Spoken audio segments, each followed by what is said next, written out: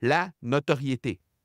De façon quasi instantanée, tu vas faire figure d'expert dès que tu vas lancer ton podcast. Dans mon cas, moi, ça a été le cas. J'ai réussi à rencontrer une foule d'entrepreneurs et de gens absolument exceptionnels qui sont venus sur mon podcast, que j'ai eu la chance de rencontrer, qui sont devenus soit des amis, soit des collaborateurs, dans bien des cas, des clients, puisque les gens que j'ai reçus sur mon podcast et que j'ai pu interviewer sur mon podcast, lorsque est venu le temps pour eux de lancer leur podcast, se sont littéralement tournés vers moi pour la très, très grande majorité pour que je les aide à lancer leur podcast à leur tour. Donc, non seulement c'est possible de le faire et de développer une notoriété grâce à un podcast parce que les gens vont te reconnaître une figure d'expert, mais en plus de ça, ça va te permettre de développer des relations avec des gens, avec des grands noms de ton domaine, si jamais tu décidais de faire des entrevues sur ton podcast et de rencontrer des gens de très, très haute envergure dans ton domaine. Donc, clairement, proximité, notoriété, deux grands bénéfices. Et le troisième bénéfice, bien, c'est le bénéfice de la profitabilité. Et ça, bien, ça a été, de mon côté, très, très, très rapidement et je dirais au début de mon aventure podcast, complètement inattendu. Parce que le contenu à ce moment-là, au début du podcast, dans les années 2014-2015, n'était pas créé avec l'intention de générer de la richesse, avec l'intention de générer des revenus.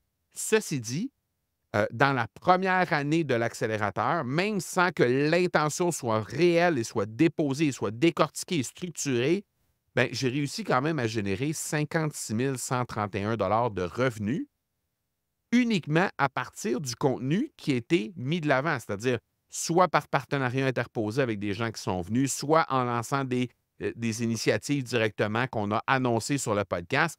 Peu importe la façon qu'on a réussi à générer du contenu et générer des revenus avec ça, en mettant seulement des épisodes en ligne sur le podcast de l'accélérateur, on a réussi à générer 56 131 dès la première année de podcast sur l'accélérateur.